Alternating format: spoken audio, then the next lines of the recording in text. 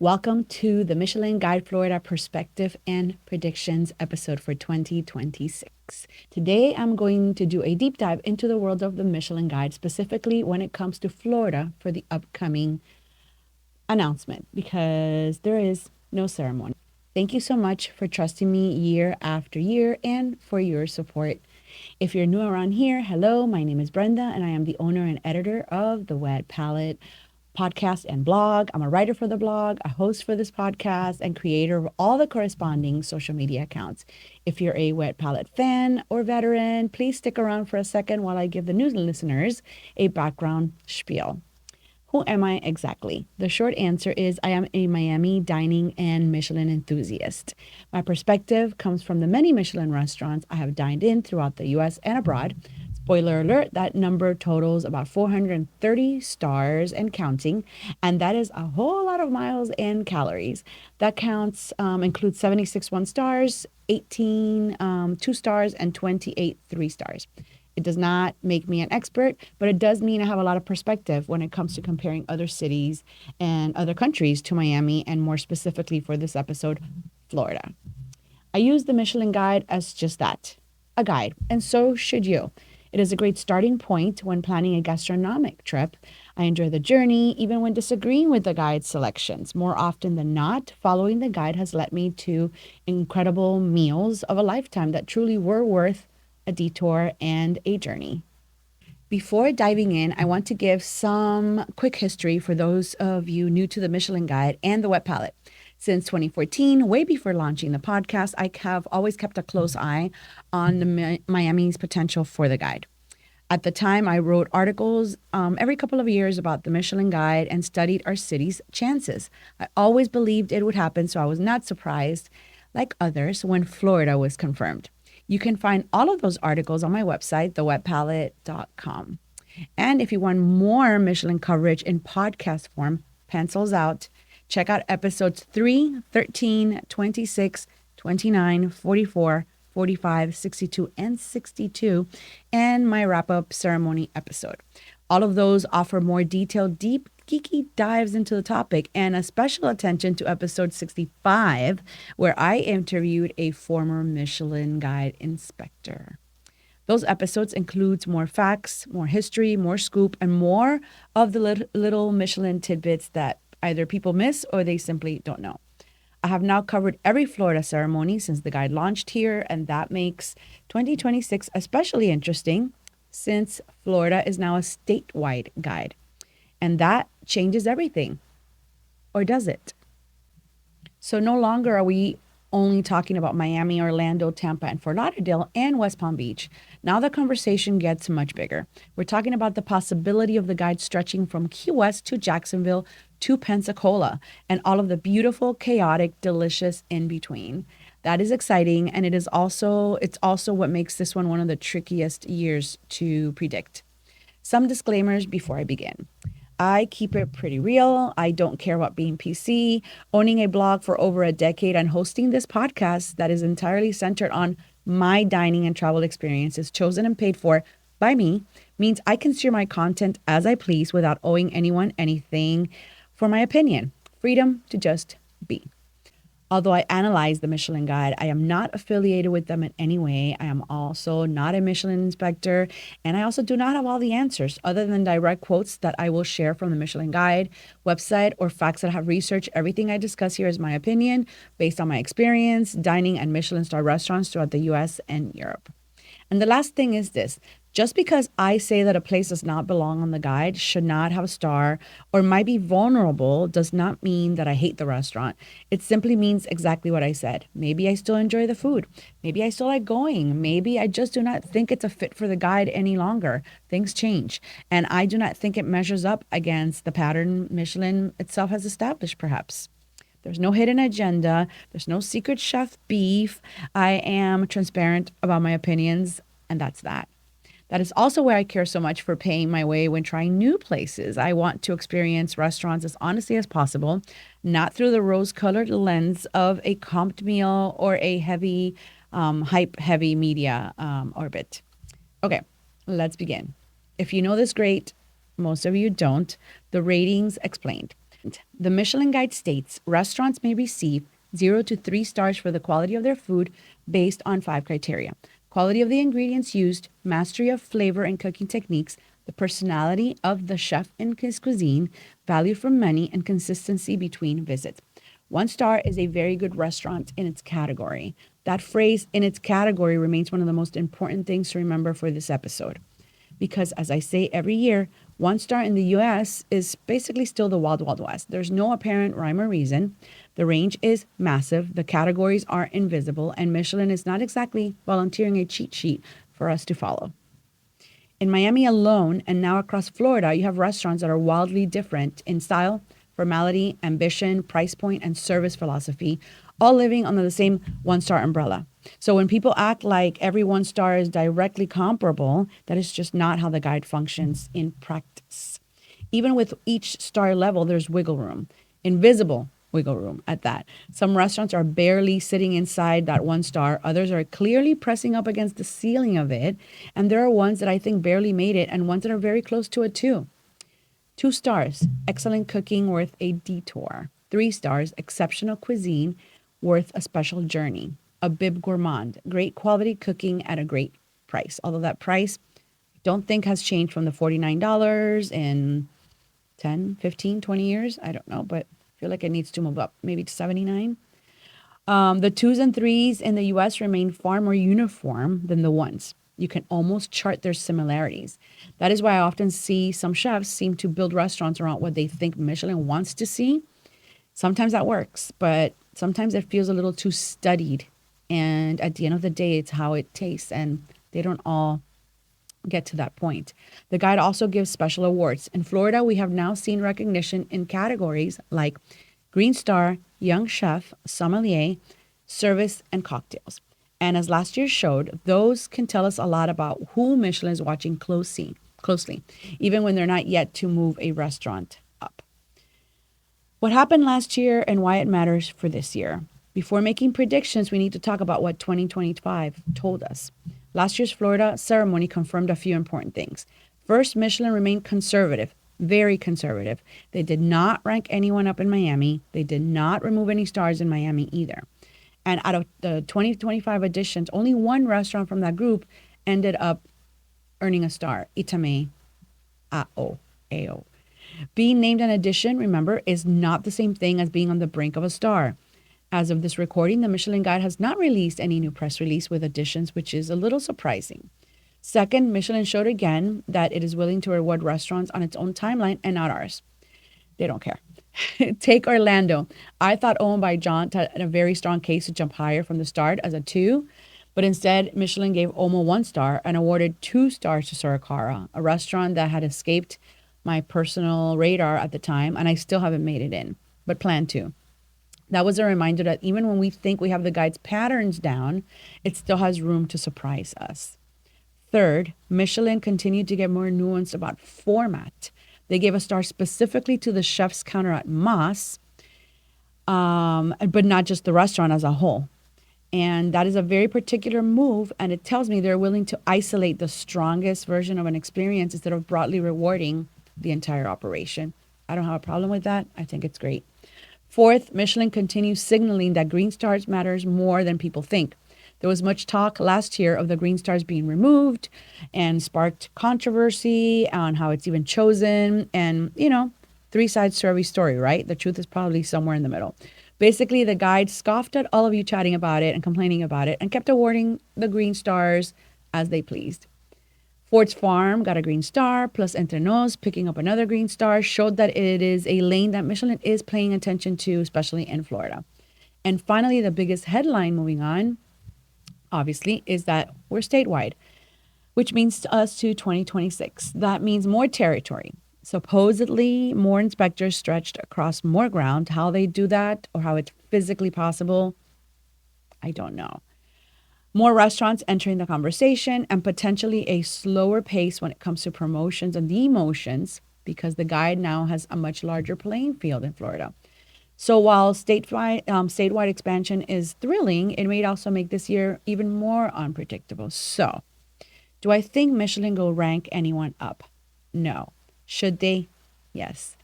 This is always where things get interesting because I think what will happen and what I think should happen, not always the same thing. Given how cautious Michelin was last year, I do think 2026 could still be another year where they move slowly, especially now that the guide has to account for the full state. But there are absolutely restaurants that may be pressing against that next level and do deserve the recognition. This is where I want to pause and say again, there is a difference between a restaurant being excellent and a restaurant fitting the Michelin pattern for promotion. It's not always the same thing. Will any bibs or recommended restaurants move up? Yes. Should they? Yes. Last year taught us that Michelin is in no rush. Still, I think the key question remains, which restaurants have kept evolving? Which ones have become more polished? Which ones have maintained consistency long enough? And which ones feel like they're no longer just exciting, but established? Will Michelin rank a restaurant from 1 to 2? No. Should they? Yes. Will Michelin rank a restaurant from 2 to 3? No. Should they? No. What I continue to find common in the US, 2 stars, and it's not just excellent food, but a very specific kind of experience, even if the Michelin guide insists it only rates the food. I know, officially, service is not part of the star, but the pattern is there. At that level, service is almost always proper, seamless, choreographed, deeply informed, and emotionally controlled. You do not see the team sweat. You do not hear unnecessary chatter. The room has rhythm. The timing has precision. The entire restaurant feels like everyone is in on the same silent performance. And when a restaurant is operating at that level of consistency, it usually shows up not only on the plate, but in the confidence of the whole experience. That said, last year also reminded us that Michelin may sometimes hold a restaurant at 1 star longer than expected, even when diners, me, are whispering, take them to a 2. Which current starred restaurants do I see keeping their stars? Ariete, Stubborn Seed, Robuchon, Ogawa, Hidden, Cote, Le Jardiniere, Tambourine Room, Shingo and the Surf Club, El Cielo, Boya de Los Felix are my 3 question marks. Last year, Miami saw no losses. That may or may not continue, but Michelin has now had multiple years with several of these restaurants. At a certain point, the wait-and-see grace period starts disappearing, especially after what just happened in the Northeast ceremony. More on that in a second. Do I think any restaurant will lose a star? Yes. Do I think restaurants should lose a star? Yes. This is always the spiciest part of my episode, but it matters, and I'm so sorry, but I have to keep honest about my opinion.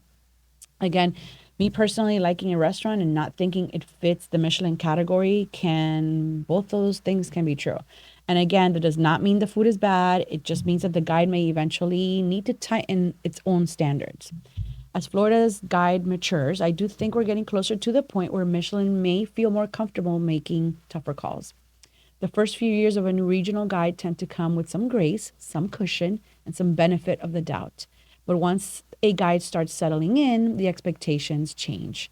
Restaurants cannot live forever off the magic of their original recognition, and some restaurants do run on fumes. So a quick note about what happened in the Northeast. I need to point out what Michelin did there last year because I do think it matters for how we should be looking at this year. In one of the boldest Michelin moves we've seen in a while, the guide dropped Alinea, Masa, and the Inn at Little Washington from 3 stars to 2. And honestly, I supported that recalibration wholeheartedly. Why? Because it was a reminder that stars are not lifetime appointments. They're supposed to be reassessed annually. Anonymous inspections are supposed to matter. Global criteria are supposed to matter. And reputation alone is not supposed to carry a restaurant forever. And many of these acted like it did. The reset was important because for years, some American 3 stars seemed to be floating on legacy, nostalgia, and reputation more than consistent 3-star performance. Michelin finally showed that even the biggest names are not untouchable, and that should get Florida's attention. Because if Michelin is willing to make those kind of corrections in legacy markets, then no one should assume Florida's current list is locked in forever either. Not the stars, not the 2 stars, not any legacy names, and not the darlings everyone thinks are safe. So if anything, what happened in the Northeast tells me Michelin is at least willing to tighten the standard when it wants to. The question is whether they're ready to apply that same energy in Florida. Let's talk about what Michelin did to Florida. So we just talked about Northeast reset. Michelin showing it's willing to recalibrate even at the highest level. In case you missed it, for the first time since launching Florida, there will be no ceremony. There's no ballroom, no red carpet, no chairs, no food, no cocktails, no chefs sitting there waiting for their names to be called. Instead, the 2026 Florida selections will be revealed on April 14th across Michelin's website, app, and media channels. So this will be different. And when talking about removing stars, this should be the easiest way to do it without having to face anyone being demoted. If there's any year for it, this sounds like it would be it. Just a thought. Michelin is doubling down on scale. Once you go statewide, the guide gets bigger, the logistics get heavier, and the focus shifts from event to coverage. Florida is no longer a three-city experiment. It is now a full ecosystem. It feels like they can intentionally be removing some of the theatrics, which is interesting because at the exact time, they made one of the most theatrical moves in the Northeast by dropping Legacy 3 stars. So on the one hand, we're saying we can be bold. They're saying they can be bold. And on the other hand, they're saying we don't need a show. For those whispering about it being a money issue or the old tired, it's pay to play. Well, if Michelin wanted so much money for a ceremony, this would have been the easiest year to get it because we have so many potential of other cities, right, involved. So you could ask, you want $2 million? Okay, great. Ask each city to pony up $100,000 and that should get it to wherever they want really quick. And you would have more cities interested, and they didn't. So not sure what was going on there. So, okay, let's talk about what's no longer here. Unfortunately, this year, it's just as important to talk about who is gone. That matters. Conroe closed. Entre Nos closed, Itamae closed, Mati's closed, Soraya closed. And these were not small players. These were restaurants that were either recognized, awarded, or very much in Michelin's orbit. And when you remove that many serious contenders from the ecosystem, willingly or not, it does a few things. Now we have more space. It shifts the momentum a little bit. And Michelin is forced to reassess the landscape. And at the end of the day, Florida is still a young guide. This is so important to remember. We are young, we're still young and learning, but it's already experiencing a turnover at a level that's worth paying attention to. And also it's a bit frustrating. The new additions, which haven't been announced, but I guess we could say the watch list. This one should be especially interesting because the math changes completely.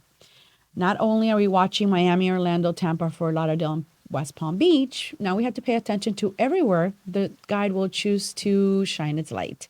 And that means it might be less about one city like Miami dominating the conversation and more about Michelin spreading its attention around the state, although I still think Miami takes the lead. In 2024, there were 8 editions announced by the guide, 3 got stars.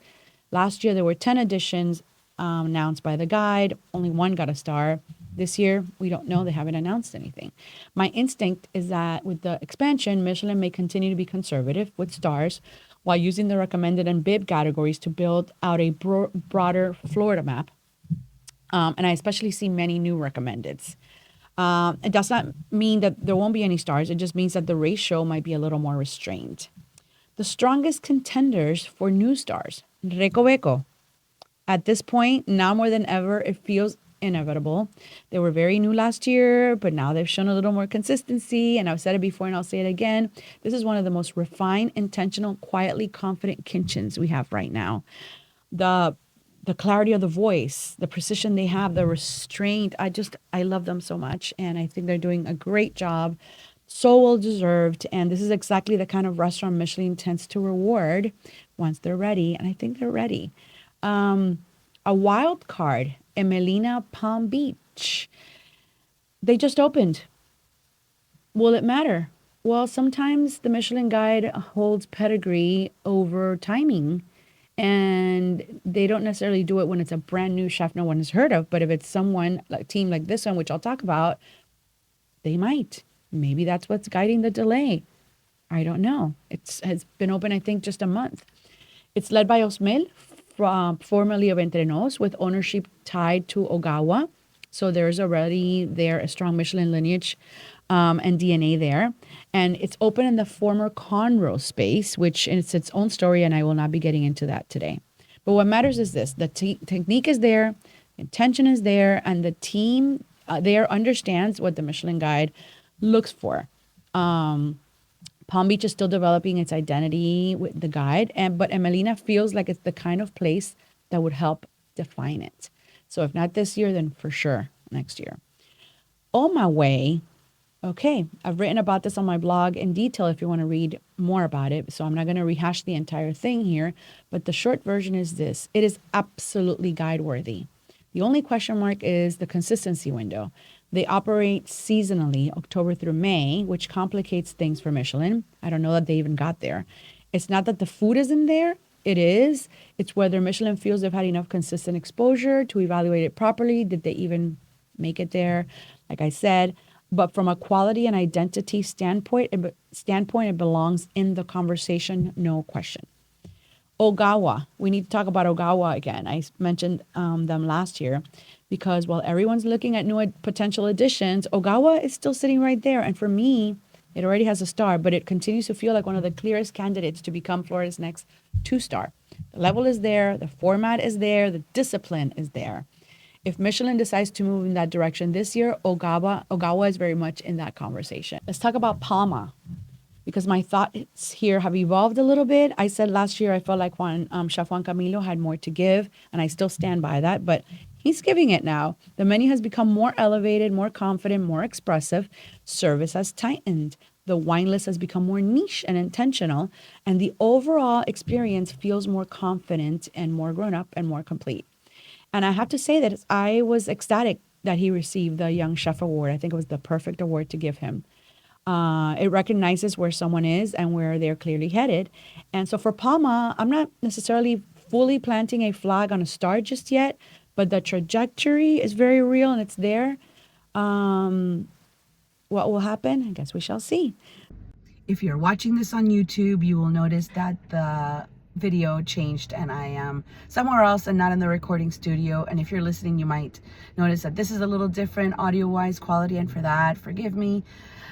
After I finished recording and I wrapped up recording the entire episode, I happened to stumble across 2 other restaurants that I feel strongly about, and they also deserve to be on my list for those that should probably have a star. The first concept is Yasu Omakase. I had a reservation before, after the recording, and I went. I loved it. It is so fine-tuned with between Yasu and Chef Ray, who I know from before. I'm a fan of both, and they're really a power couple, you know, them working together.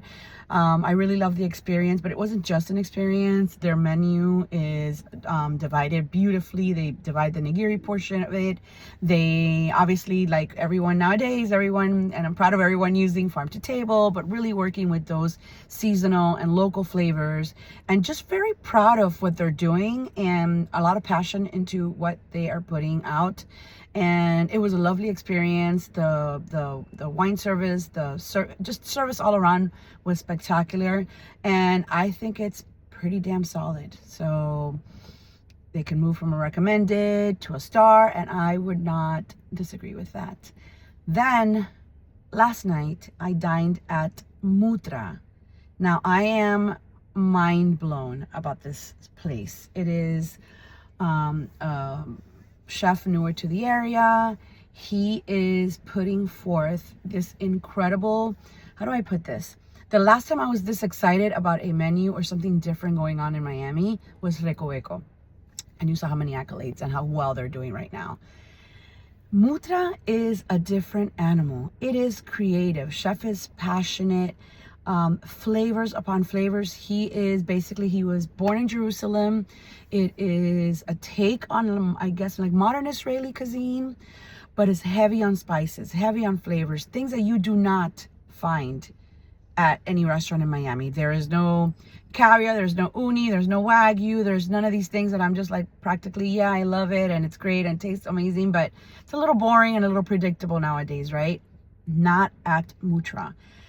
But then he takes it a step further, and then there's the plating, and then there's the vessels that he's using for the plating, and then there's the service, and then there's dessert. I had a sesame dessert that it's going to haunt me for a long time, and the entire restaurant is kosher.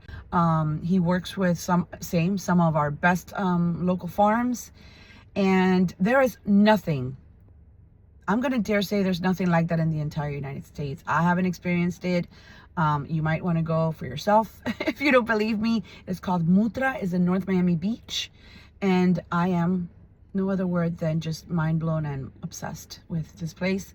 I cannot wait for them to bring out the new menu.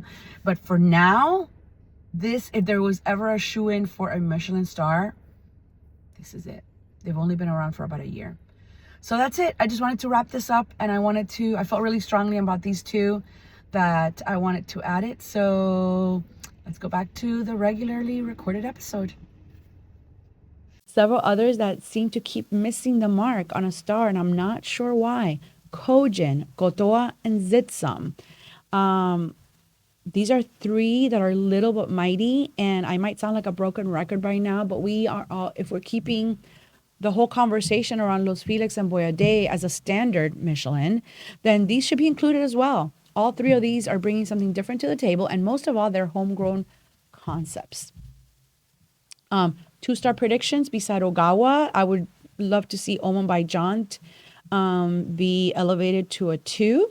This is Omon by Jaunt. Jaunt, for those of you who don't know, it's in DC, and in DC it has a 2. Same concept, just in Orlando, Florida. I think they're worthy of a 2, and then we can keep Moss for now, the Mass counter, as a 1. Will it happen? I don't know. It should. Green Stars predictions. Rancho Patel, in my opinion, one of the most baffling omissions. They should have been the first ones to get a green star. I hope this is the year. Kojin, I just mentioned them to being elevated to a star. They have been working overtime on sustainability and no waste food practices. They are living and breathing the green star. And I don't know that the Michelin Guide has noticed yet. So here's my encouragement for that. Bib additions, Sunnies. There's always a conversation around Sunnies receiving a star. And I love Sunnies. I would go there all the time if I could. I just don't think it's in that conversation yet. I think Chef Aaron Brooks brings a lot to the table. I don't know that he has been allowed to express himself in that menu. He basically has that menu that he inherited. It's not his menu. Yet one of the most interesting things I ate by him was a collaboration he did with the Gibson a while back. I had kangaroo. Do I want to have kangaroo again? No, but it was just interesting that I was able to have that because that's something that he has in his repertoire. And I don't see his personality in that menu. And I think if he is given the personality I feel like if he's given the opportunity to put his personality into that menu, then it might elevate it to a 1-star status. Right now, it's great. I love it. Same thing that I said before. Just because I love it doesn't mean it deserves a star. Not everything has to have a star, people. So a lot of people being disappointed that Sunny's doesn't have a star, I think that's the right decision for now. Let's briefly take a look at the listed bib gourmands. I have the list here, and I'm going to bring it up. I just decided to do this last minute just to take a look at who are the restaurants that have a bib. So we have Mandolin, Bachoud, which closed. Guy, Hometown Barbecue, Michael's Genuine, El Turco. I'm not sure if that's open. I think so. La Natural. Don't get me started on that one. Sandwich de Miami, Tam Tam, Chuck's Diner, Fukia, Lucali, Zitsum, and Tinta y Café. Okay. Out of those, I already said, I feel like Zitsum should be leveled up. And come on, Lucali can have a bib, and so many others cannot. It's frustrating. Selected restaurants. That means the recommended. Walrus Rodeo, New Kitchen, Lung Yai Thai, Mignonette. Walrus Rodeo, New Kitchen, Lung Yai Thai, Mignonette. Recoveco, move it to a star. Kotoa, move it to a star. Palma, maybe move it to a star. Osawuko, vice versa. Hiyakawa, Torno Subito, the Gibson Room, which changed recently. Zach the Baker recommended. Kaiori, Cruise Kitchen, Cafe La Trova, Josh's Deli. The Den at Azabu, they used to have a star, they lost it. Sushi Yasu, they might be potential for a star there. Sunny Steakhouse, already spoke about it. Michelina, Los Fuegos, Taquiza, I don't know if that's open. Estiatorio Milos, Beauty and the Butcher, Mr. 01, Extraordinary Pizza, Pao by Paul Key, Kojin, move it to a star. Hakkasan, and Joe's Stone Crab. A few more omissions I need to call out loud. The Catherine. How is it not even recommended? Not starred, not bib, not even listed. That is wild to me. Chef Timon Belou's cooking is personal and technically sound on the menu. He cooks from the heart. That entire menu is from the heart, and the entire experience from beginning to end has been fine-tuned. It's authentic and it's not manufactured. And more importantly, it has identity, which is something that the Michelin Guide claims to value. So Fort Lauderdale already has limited representation in the guide. And when you look at what is included versus what is missing, this one stands out big time. Evelyn's in Fort Lauderdale. I understand the hesitation here. It's in a hotel. We know Michelin. You don't like to put these big restaurants that are from a hotel. And Michelin historically can be selective. But here's the thing. It's excellent. It has clear direction, strong execution, consistency across visits, and a menu that actually knows what it wants to be. And that matters because one of the biggest issues in Florida dining is lack of identity. We're still building that. And Evelyn's doesn't have that problem. So while I understand why Michelin might hesitate, I do think it deserves at least to be recommended. It's not in the bib pricing, but this one definitely needs to be considered. Let's talk about Ukiya Japanese Smokehouse. This is interesting because it blends Japanese technique, smoke grilled format, and more interesting because the Asheville location received a mention in the guide, which then tells me that our Fort Lauderdale location might as well. And if you're not familiar with this concept, it's basically like having our very own Q Miami in a Fort Lauderdale, complete with the coconut cake. So if you haven't been, get to it. And a little nugget of information, Ukiya is actually haiku spelled backwards. So we might see that as an addition. Butcher's Club by Jeremy Ford. Never mind that it's by Jeremy Ford, who has Stubborn Seed already with a star. Never mind that Ford's Farm has a Green Stars supplies Butcher's Club with all of their vegetables and goods. But it's a steakhouse, and we know how Michelin feels about steakhouses, so I don't foresee this one being added, unfortunately. Moody Tongue Sushi. Moody Tongue is really interesting because the Chicago flagship still holds a Michelin star.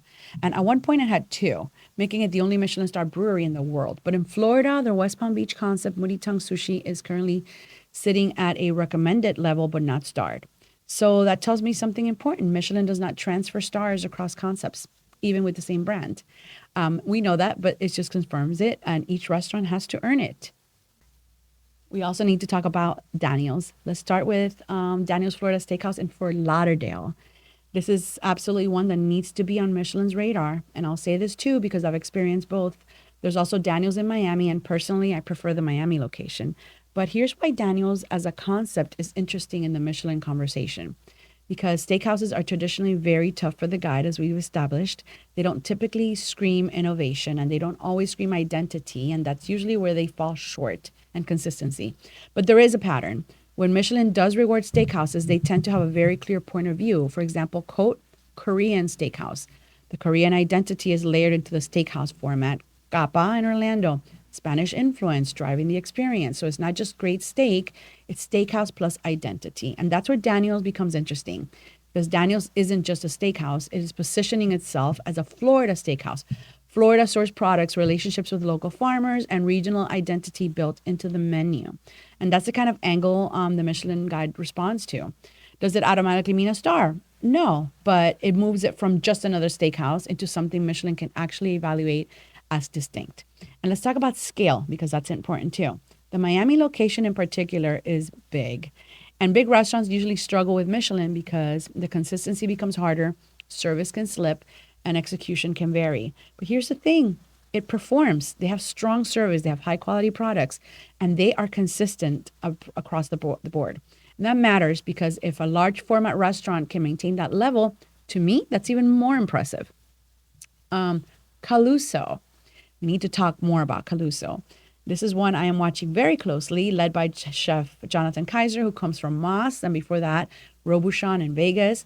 So yes, he absolutely knows his way around a Michelin kitchen. And while Caluso's in a hotel, which again can be a hurdle, it is polished, intentional, technically strong, and honestly a beautiful addition to Fort Lauderdale. This is the kind of restaurant that may not get immediate recognition. It's inside Pier 66, but it fits the profile that Michelin tends to reward over time. And now the Florida Keys. Because if we're going to call this a statewide guide, then we need to talk about the Keys. And right now, that's basically a blank space with much potential, which is surprising because there are restaurants that might fit Michelin's world. The dining room at Little Palm Island. Let's start at the top. This one is fascinating. The resort itself has already been recognized by the Michelin Guide on the hotel side, earning the highest distinction, 3 Michelin keys. If you haven't heard, they are now rewarding hotels as well, which signals exceptional luxury, service, and experience. So Michelin is already paying attention to this property. And when you look at the restaurant, ultra luxury setting, tasting style dining, ingredient-driven coastal cuisine, highly personalized service, this is exactly the type of environment they tend to reward.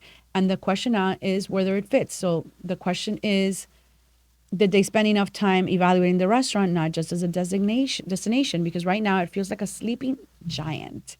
We have Chef Rodrigo, who comes from Fiola, DC, and Miami restaurants. And then we just got a press release about Chef Curtis Duffy of 2 Michelin stars ever in Chicago, who is coming to lead the kitchen with Chef Rodrigo starting in May. I'm not sure for how long, but that means the restaurant is working it. They are focused on bringing this elevated dining to their elevated property. So this is one to watch closely. Marquesa Key West. Classic, a little bit more old school, but it does not disqualify it. And if anything, it plays into a lane that they sometimes lean into. It is refined, consistent, understated, not flashy. It's not chasing trends. Those are the kind of places that often slide into the recommended or bib categories first.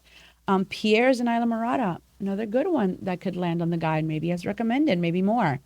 If we're talking about setting, experience, culinary ambition, this one checks a lot of boxes. Oceanfront, elevated dining, a strong sense of place, and the Keys just in general offer something the Michelin claims to value globally. Destination dining tied to geography. So the big picture for the Keys, I feel, is they are not invisible. There's going to be a lot of recommended listings, I would think, and a couple of bibs. I'm not sure about stars. It's a region. Michelin will eventually have to define more. While we wait for the reveal, let's end with a look at some fundamental Michelin facts that many people are still unfamiliar with or choose to overlook. This would be funny if it wasn't exhausting to repeat year after year and watch so many get it wrong, including those of you who should know better. You know who you are. If you listen closely to anything in this episode, this is it. Restaurants may receive 0 to 3 stars for the quality of the food based on the 5 specifics. I said this in the beginning. Quality of the ingredients, mastery of flavor and cooking techniques. The controversial line, the personality of the chef and his cuisine, value for money, and consistency between visits. Number 2, restaurants inspectors do not look at interior decor, table setting, or service quality when awarding stars. Those are reflected separately through comfort symbols, sometimes, depending on what book you look at or if you look at it online, because the online does not have the same way the older formats did. It used to be a spoon and fork or knife symbol crossed. Number 3, there's technically no such thing as a Michelin-starred chef. The stars are awarded to the restaurants, not to the individual chefs. Are they eventually going to take out that line in the first category that says the personality of the chef and the cuisine? It seems to me like these two are contradicting each other, and I understand why people get confused. But the Michelin Guide has said that the star does not go to a chef, so we have to follow by what the company says, not our opinion. Chefs do not take the stars with them. If a chef leaves a starred restaurant and opens somewhere else, the restaurant does not automatically become starred. Okay? Chefs also cannot technically return a star. They can reject it publicly all they want and tantrum and do whatever they want. But if the Michelin Guide wants you to list them, it's the Michelin's decision. Okay? Just like if I put someone on the Wet Palate Awards list and someone says, well, I don't want it, I'm turning it back. Too bad. If I want you on my list, you're going to be on it. Same thing with the Michelin Guide. And yes, the Michelin Guide is not only about formal fine dining. Globally, the stars have been awarded to a huge range of formats. Would it really be a Michelin ceremony without some controversy? Of course not. And honestly, now that Florida is statewide, the chaos potential is even higher. If you made it this far, congratulations. You truly are Florida and Michelin Guide obsessed like me. Thank you so much for tuning in. Please take a second to rate the podcast on Apple or Spotify if that is where you listen. It helps local podcasts like mine break through the almighty algorithm. Something funny just happened. I paused this recording and I got a notification from the Michelin Guide. The date has been moved from April 14th to May 28th. There's still no ceremony, although I hope they walk that back as well. It will still be an announcement online only, digitally, but it will be May 28th. So the chaos has started. That's it for me today. Enjoy the series of Michelin podcast episodes and blog articles from my passionate Miami palate, the Wet Palate. I will be back with a follow-up episode once the results are in. Bye. Until then, see you soon.